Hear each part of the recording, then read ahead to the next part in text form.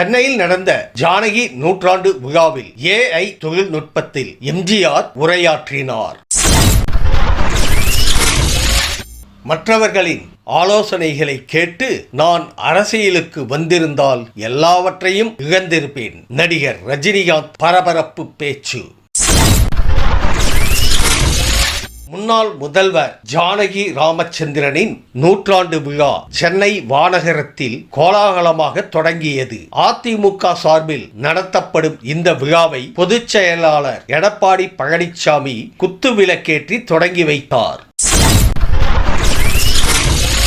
சென்னையில் அதிமுக சார்பில் நடைபெற்ற ஜானகி அம்மாள் நூற்றாண்டு விழாவில் நடிகர் ரஜினிகாந்த் வீடியோ மூலம் பேசிய வாழ்த்து செய்தி LED திரையில் ஒளிபரப்பு செய்யப்பட்டது. அதில் பேசிய ரஜினிகாந்த், ஜானகி அம்மாளிடம் எம்ஜிஆர் ரஜினிகாந்த் திரைப்படங்களில் நிறைய சிகரெட் குடிக்கிறார், அவருக்கு நிறைய ரசிகர்கள் இருக்கிறார்கள், அவரை இளைஞர்கள் பின்தொடர்கிறார்கள், இதை பார்த்து அவர்களும் இந்த பழக்கத்துக்கு ஆளாகி விடுகிறார்கள். எனவே அவர் சினிமாவில் இதை செய்யக்கூடாது. நான் சரியான நேரத்தில் ரஜினிகாந்திடம் சொல்கிறேன் என்று சொன்னதை என்னிடம் தெரிவித்தார். இது என்னால் மறக்க முடியாது. எம்ஜிஆர் மறைவுக்கு பின்னர் ஜானகி அம்மாள் அரசியலுக்கு வந்தது விபத்து. அவருக்கு கொஞ்சம் கூட அரசியலில் ஈடுபாடு இஷ்டம் கிடையாது. பிறர் வற்புறுத்தியதால் சூழ்நிலை கைதியாக அரசியலுக்கு வந்து முதலமைச்சர் ஆனார். பின்னர் தேர்தல் வந்தபோது 2 அணியாக பிரிந்து அதிமுகவின் பிரம்மாஸ்திரமான இரட்டை இலை சின்னம் முடக்கப்பட்டு வேறொரு சின்னத்தில் நின்று படு தோல்வியை சந்தித்தார். நான் 2017இல் அரசியலுக்கு வருவேன் என்று சொன்னேன். அப்போது நிறைய பேர் என்னை சந்தித்து ஆலோசனை சொல்ல வந்தார்கள். அந்த ஆலோசனைகளை கேட்டிருந்தால் அவ்வளவுதான், எல்லாவற்றையும் இழந்து நிம்மதியையும் இழந்து சென்றுவிட வேண்டியதுதான். ஏதாவது ஒரு முடிவை எடுக்கும் போது அதனால் உனக்கு மட்டும் சந்தோஷம் திருப்தி என்றால் அந்த முடிவை எடுக்க கூடாது. மற்றவர்களுக்கும் சந்தோஷம் திருப்தி என்றால் அந்த முடிவை எடுக்க வேண்டும் என்று சொல்வார்கள். அந்த மாதிரி ஜானகி அம்மாள் யாருடைய ஆலோசனையையும் கேட்காமல் அவரே முடிவெடுத்து ஜெயலலிதாவை அழைத்து, இந்த அரசியல் எனக்கு சரிப்பட்டு வராது, அதற்கு நீங்கள்தான் சரி, உங்களிடம் திறமை, தைரியம், பக்குவம் இருக்கிறது. எம்ஜிஆர் உருவாக்கிய கட்சியை இன்னும் முன்னுக்கு கொண்டு வருவதற்கு உங்களால் தான் முடியும், அது என்னால் முடியாது, எங்கே கையெழுத்து போட வேண்டும் என்று கேட்டு கையெழுத்து போட்டார். இரட்டை இலை சின்னத்தை மீட்டு ஜெயலலிதாவிடம் ஒப்படைத்து அரசியலில் இருந்து ஒதுங்கிக் கொண்டார். இது எவ்வளவு பெரிய குணம்! அவருக்கு விமரிசையாக நூற்றாண்டு விழாவை கொண்டாடுவதற்கு ஏற்பாடு செய்துள்ள எடப்பாடி பழனிசாமி உட்பட அனைவருக்கும் என்னுடைய பாராட்டுக்கள், வாழ்த்துக்களை தெரிவித்துக் கொள்கிறேன் என்று ரஜினிகாந்த் பேசியுள்ளார். அந்த காணொலியில் நடிகர் சூப்பர் ஸ்டார் அவர்கள் இந்த நூற்றாண்டு விழாவிற்கு ஜானகி அம்மையார் அவர்களுக்கு நம்முடைய கடகத்திற்கு வாழ்த்தை தெரிவித்திருக்கிற காணொலியை இதோ இப்போது பார்க்கலாம். அனைத்து இந்திய அண்ணா திராவிட முன்னேற்ற கழகம் பொதுச் செயலாளர் மதிப்புக்குரிய எடப்பாடி அவர்களுடைய தலைமையில் அமரர் புரட்சித் தலைவர் பொன்மனச்செம்பல் டாக்டர் எம்ஜிஆர் அவர்களுடைய துணைவியார், தமிழ்நாட்டின் முதல் பெண் முதலமைச்சர் மதிப்புக்குரிய VN ஜானகி அம்மா அவருடைய நூற்றாண்டு விழா நடந்து கொண்டிருக்கும் இந்த வேளையில் இங்கே வருகை தந்திருக்கும் அனைவருக்குமே என்னுடைய மனமார்ந்த வணக்கத்தை தெரிவித்துக் கொள்கிறேன். இந்த விழாவுக்கு அழைப்பதற்கு கடம்பூர் ராஜு அவர்கள் வீட்டில் கொடுத்திருந்தாங்க. நான் வீடியோ மூலமா அவங்க கிட்ட நான் பேசிட்டு இருக்கேன். இந்த VN ஜானகி அம்மா அவர்கள் அண்ட் மதிப்புக்குரிய எம்ஜிஆர் அவர்கள் சேர்ந்து நடித்த முதல் படம் மதுநாட்டு இளவரசி. I think 1940s எண்ட்ல அந்த படம் விஷயங்கள வந்தது. அந்த டயத்துல VN ஜானகி அம்மா அவர்கள் மிகப்பெரிய நட்சத்திரம், முன்னணி நட்சத்திரம். எம்ஜிஆர் அவர்கள் அது 2வது படம் 3வது படம் அப்பதான் ஒரு ஹீரோ ஆர்டிஸ்ட் வர்றாரு. அப்போவே அது எம்ஜிஆர் சாரை பத்தி இவர் சாதாரண மனிதர் இல்ல, இவர் ஒரு மாமனிதர், அதனால ஒரு மிகப்பெரிய நடிகர் ஆவார் அப்படி கணிச்சு தன்னுடைய அந்த திரை வாழ்க்கை, உச்சத்தில் இருந்த அந்த திரை வாழ்க்கையை தியாகம் பண்ணி அவரை காதலிச்சு மணந்தார். கடைசி வரைக்கும் அவர் அவ்வளவு சந்தோஷமா பாதுகாப்பா அவரை பார்த்துக்கிட்டாங்க. எல்லாருக்கும் தெரியும் இந்த ராமாபுரம் தோட்டம் எம்ஜிஆர் சார் வீட்டில் வந்து சாப்பாடு வந்து எந்த டைம்ல போனா கூட சாப்பாடு கிடைக்கும். ஒரு நாளைக்கு 200 பேர் 300 பேர் சாதாரணமாக சாப்பிடுவாங்க. அப்படி சும்மா ஏதோ சாம்பார் சாதம் கறி சாதம் போட்டு அந்த மாதிரி கிடையாது. நல்ல ஒரு கல்யாண சாப்பாடு மாதிரி வெஜிடேரியன் நான் வெஜிடேரியன் எல்லாமே எப்பவுமே போனாலும் சாப்பாடு விஷயம் இருக்கும். அது வந்து விஎன் ஜானகி அம்மா அவருடைய மேற்பார்வை தான் நடக்கும். காய்கறி வாங்குறதுலேருந்து சமைக்கலேருந்து பரிமாறிலிருந்து எல்லாமே அது எம்ஜிஆர் சாரே வந்து அவர் சொல்லியிருப்பாரு உலகத்தில். அந்த மாதிரி வந்து ஒரு அவ்வளோ சப்போர்ட்டிவா அவர் இருந்தவர். அண்ட் இப்போ வந்து ADMK head quarters head office இருக்கிற அந்த லாயர்ஸோட வீடு வந்து ஜானகி அம்மா அவருடைய உழைப்பில் சம்பாதிச்ச பணம் அவர் பேர்ல இருந்த ப்ராப்பர்ட்டி. அது கல்யாண மண்டபம். அது வந்து கட்சிக்காக எம்ஜிஆர் சார் கேட்கும்போது அது வந்து எழுதி கொடுத்துட்டாங்க. அவர் பெரிய ஒரு வள்ளல் குணம் படித்தவர். எப்பவுமே வந்து பொது வெளியில் ஜாஸ்தி அவர் வந்ததே கிடையாது. அவரு தோட்டம் வீடு எம்ஜிஆர் பார்த்துக்கிறது அந்த சமையல் அந்த மாதிரி தான் அவர் இருந்தார். ஒரு தடவை தான் அந்த ஸ்ரீலங்கா எல்டிடி ஏதோ இதில் வந்துட்டு எம்ஜிஆர் சார் வந்து உண்ணாவது இருக்கும்போது அந்த குழு வந்திருந்தாரு. கடைசி நாளுகளில் வந்து ஒரு சில கல்யாணத்துக்கு தான் போவாங்க. நீங்கள் அவ்வளோதான். நான் வந்து அவர் வந்து ஒரு 3 தடவை நான் வந்து சந்திச்சிருக்கேன். ஸோ முதல் தடவை நான் வந்து சந்திக்கும் போது ராகவேந்திரா படம் விசிட்டிங் பண்ணும்போது எனக்கு கேபி சார் அந்த பிக்சர் ப்ரொடியூசர் சொன்னாங்க. அது ராகவேந்திரா படம் எம்ஜிஆர் சார் பார்த்தாருன்னு சொன்னால் அது வந்து டாக்ஸ் எக்ஸம்ஷன் வாங்கிடலாம், நல்லா இருக்கும், நீ வந்து ஃபோன் பண்ணி கூப்பிட்டு பாப்பாருன்னு சொன்னாங்க. சரி சார் அப்படின்னு சொல்லி நான் ஃபோன் பண்ணேன். உடனே வந்து சிரிப்பாரு. நான் வந்து ரொம்ப சந்தோஷம் பண்ணது. நான் சொல்றேன் அப்படின்னு நெக்ஸ்ட் டே வந்துட்டு நான் படம் பார்க்குறேன்னு சொன்னாங்க. நடிகர் சங்கத்தில் ஒரு தியேட்டர் இருந்தது. அங்கே வந்துட்டு வரும்போது ஜானகி அம்மையார் கூட வந்தாங்க. அப்போதான் நான் முதல்ல நான் பார்த்தது. படம் பார்த்து ரொம்ப சந்தோஷம், ரொம்ப பாராட்டி போனாங்க. 2வது தடவை வந்துட்டு ஜானகி அம்மா வந்து சிஎம் இருக்கும்போது வள்ளுவர் கூட்டத்தில் வந்து ஆரம்பி வந்து ஒரு விழா வந்து நடத்துறாங்க. அதுல நானும் வந்து மேலில் இருந்து அவரை பற்றி நான் பேசினேன்.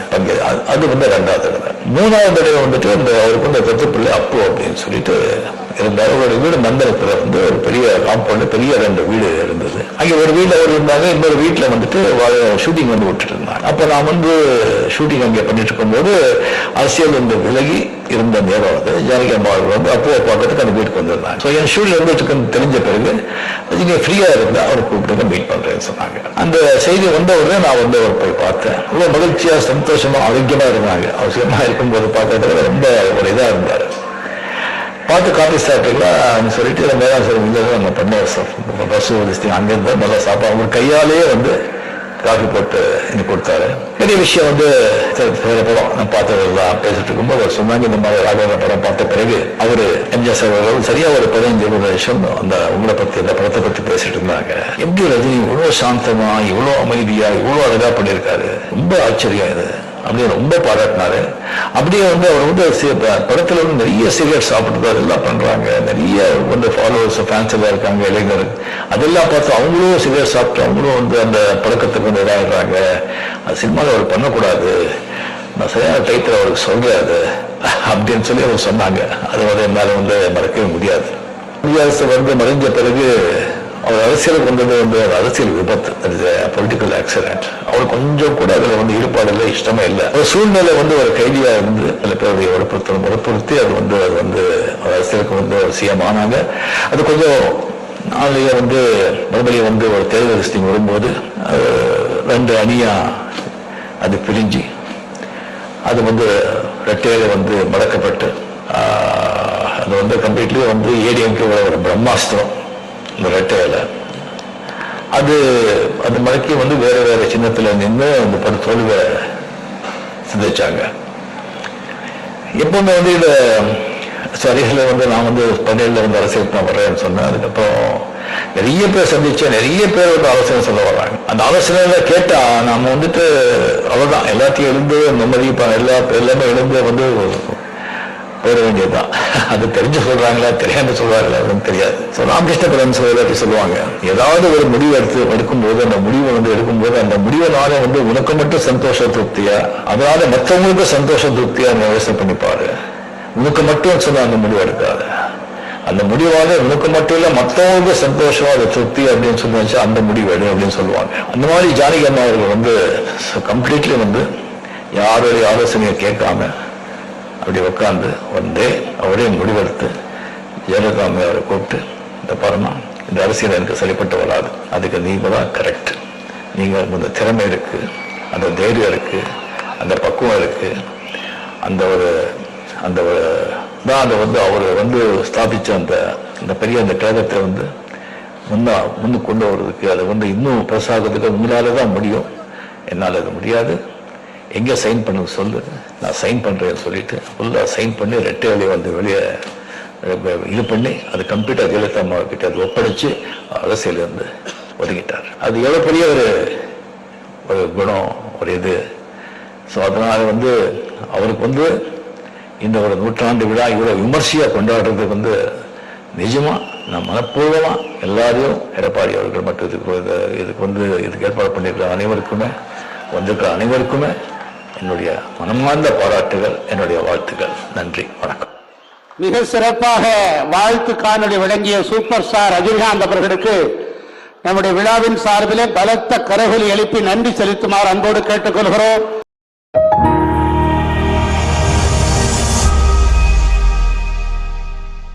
சென்னையில் நடந்த ஜானகி நூற்றாண்டு விழாவில் AI தொழில்நுட்பத்தில் எம்ஜிஆர் உரையாற்றினார். அந்த வீடியோவில் எல்லோரும் நல்லா இருக்கீங்களா, சாப்பிட்டீங்களா என பேச ஆரம்பித்த எம்ஜிஆர், அன்பு தம்பி எடப்பாடி பழனிசாமி அதிமுக பொதுச் செயலாளராக சிறப்பாக பணியாற்றுவதாக புகழாரம் சூட்டும் காட்சிகள் இடம்பெற்றுள்ளன.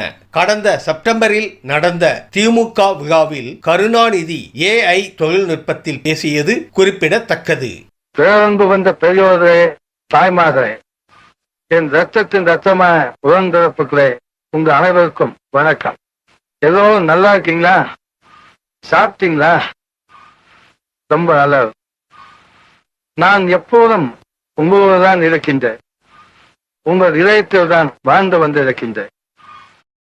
என்னுடைய மனைவி ஜானகி அவர்கள் நமது மாபெரும் இயக்கமான அனைத்திந்திய அண்ணா திராவிட முன்னேற்ற கழகத்திற்கு மிக பெரிய பங்களிப்பை அளிப்பதார்கள் என்பதை உங்கள் அனைவருக்கும் தெரிந்ததே.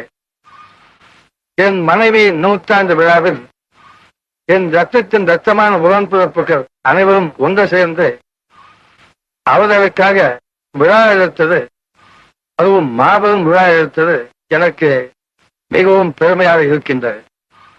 முக்கியமாக என்னுடைய அன்பு தம்பி எடப்பாடி பழனிசாமி அவர்கள் தன்னுடைய நேர்மையான பொது வாழ்வாரும் உழைப்பாரும் விசுவாசத்தாரும் இன்றைக்கு நம்முடைய கட்சியின் பொதுச் செயலாளராக சிறப்பாக பணியாற்றி கொண்டிருக்கிறார்கள் என்பதை நான் பார்க்கின்ற நேரத்திலே எனக்கு மற்றற்ற மகிழ்ச்சி.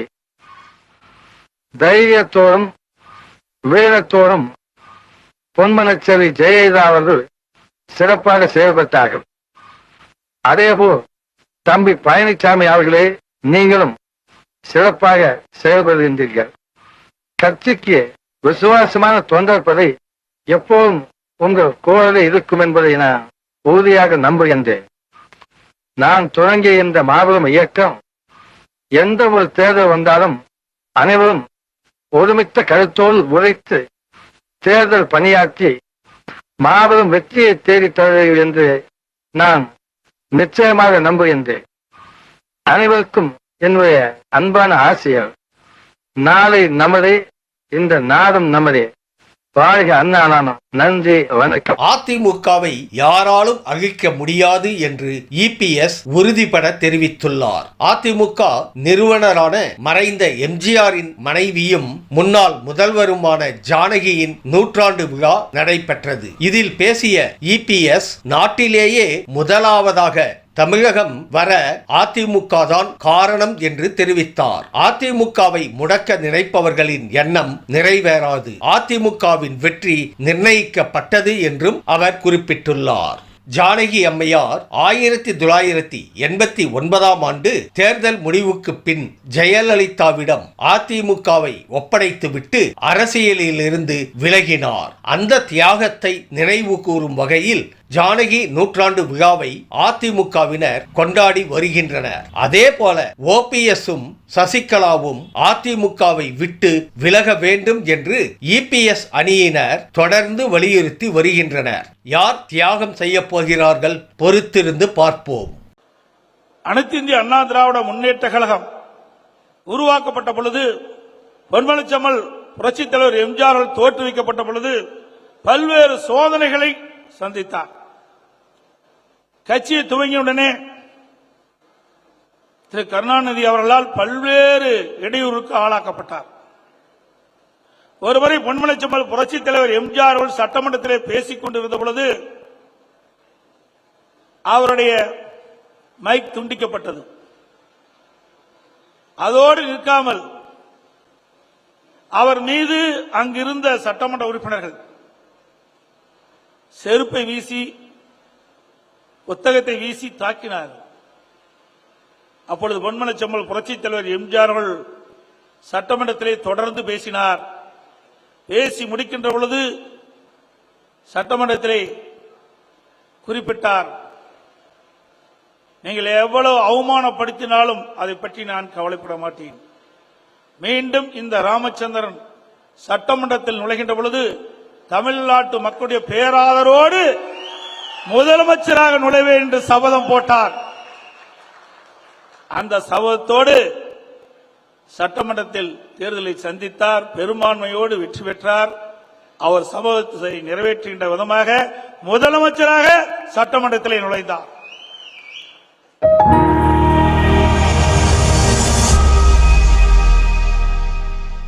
தளபதி சேனலுக்கு சப்ஸ்கிரைப் செய்து ஆதரவு அளிக்க கோரும் தளபதி.